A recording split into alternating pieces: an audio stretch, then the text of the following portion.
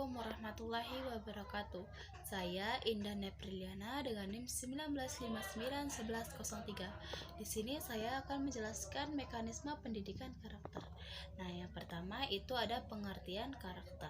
Nah, pendidikan karakter ini adalah suatu sistem penanaman nilai-nilai karakter pada warga sekolah yang meliputi komponen-komponen pengetahuan, kesadaran, atau kemauan dan tindakan untuk melaksanakan nilai-nilai tersebut, baik terhadap Tuhan Yang Maha Esa, terhadap diri sendiri, sesama, atau lingkungan maupun kebangsaan, sehingga menjadi insan yang baik. Nah, semua komponen pendidikan harus dilibatkan dalam proses pelaksanaan pendidikan karakter di sekolah. Nah, komponen-komponen tersebut yaitu diantaranya adalah isi kurikulum, proses pembelajaran, dan penilaian, penanganan atau pengelolaan mata pelajaran, dan pengelolaan sekolah.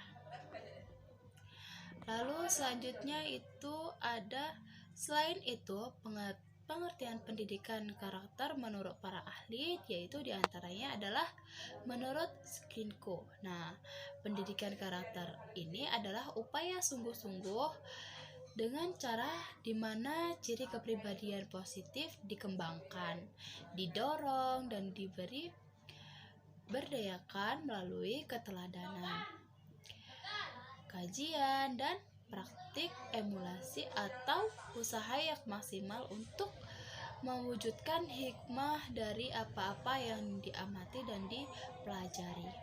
Nah, selanjutnya itu menurut Lincona.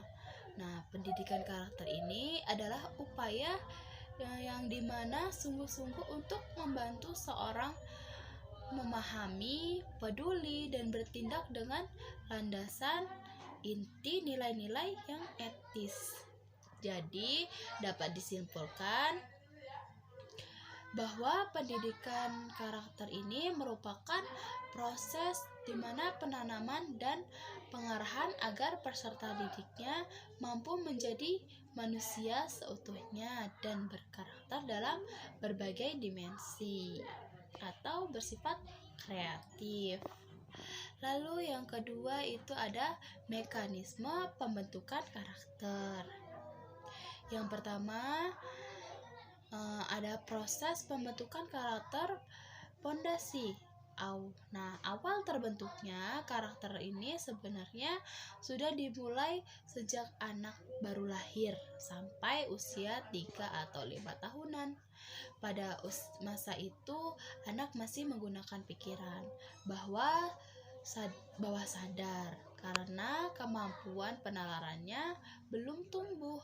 Lalu keluarga itu merupakan pendidikan utama dan dalam kehidupan anak karena menjadi dasar perkembangan dan kehidupan anak di kemudian harinya.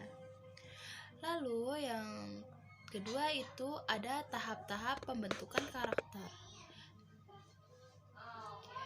Tahap-tahap pembentukan karakter pendidikan karakter anak haruslah sesuai dengan usia anak, karena nilai karakter atau nilai moral yang berkembang pada tiap individu mengikuti perkembangan usia dan konteks sosialnya.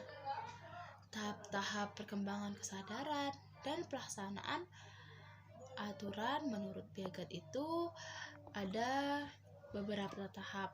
Nah, ada tahap pada domain kesadaran, yaitu aturannya pada usia 0 sampai 2 tahun. Aturannya dirasakan sebagai hal yang tidak bersifat memaksa. Lalu usia 2 sampai 8 tahun aturannya disikapi bersifat sakral dan diterima tanpa pemikiran. Usia 8 sampai 12 tahun aturannya diterima sebagai hasil kesepakatan. Nah, yang kedua itu ada tahap pada domain pelaksanaan aturan. Nah, aturan pada usia 0 sampai 2 tahun ini aturannya dilakukan hanya bersifat motorik. Selanjutnya usia 2-6 tahun aturannya dilakukan dengan orientasi diri sendiri. Dan usia 6-10 tahun aturannya sesuai kesepakatan. Lalu usia 10-12 tahun aturannya dilakukan karena sudah dihimpun. Lalu selanjutnya itu ada tahap-tahap pendidikan karakter menurut Islam. Tahap-tahap pendidikan karakter menurut Islam ini itu ada beberapa tahap. Yang pertama ada tahap tauhid. Nah, tahap pertama mengenai tauhid dapat diajarkan pada anak usia 0-2 tahun, seperti anak-anak diajarkan membaca bismillah, menghafal surah-surah pendek, didengarkan surah-surah pendek. Nah, lalu yang kedua itu ada adab penanaman. Nah, adab penanaman ini dilakukan pada saat berusia 5-6 tahun.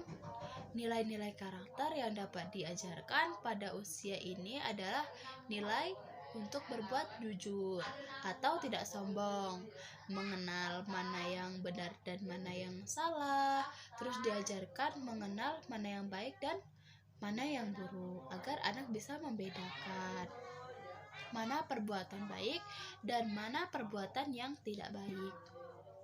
Selanjutnya itu ada tanggung jawab. Nah, tanggung jawab ini diajarkan pada anak usia 7 tahun. Selain itu, karakter lain yang dapat diajarkan pada usia ini adalah tertib dan disiplin. Hal ini sesuai dengan hadis Rasulullah yang memerintahkan orang tua untuk mengajarkan anak menjalankan sholat pada usia tersebut. Lalu selanjutnya itu ada kepedulian. Nah, kepedulian ini diajarkan pada anak usia 9 tahun sampai 10 tahun. Karakter-karakter yang ditanamkan terkait dengan kepedulian ini adalah menghormati orang-orang yang lebih tua dan sesamanya. Lalu selanjutnya itu ada kemandirian. Nah, kemandirian ini dapat diajarkan pada anak usia sejak berusia 11-12 tahun. Kemandirian ini merupakan karakter lanjutan dari karakter-karakter lain yang sebelumnya telah dimatangkan dalam diri anak. Seperti contohnya, anak dituntut untuk mandiri, seperti contohnya untuk menyiapkan tugas-tugas sekolah, menyiapkan peralatan-peralatan sekolah sendiri tanpa bantuan orang tua. Lalu selanjutnya itu ada bermasyarakat. Nah, setelah anak berusia 13 tahun ini ke atas, anak ini dapat dididik bermasyarakat.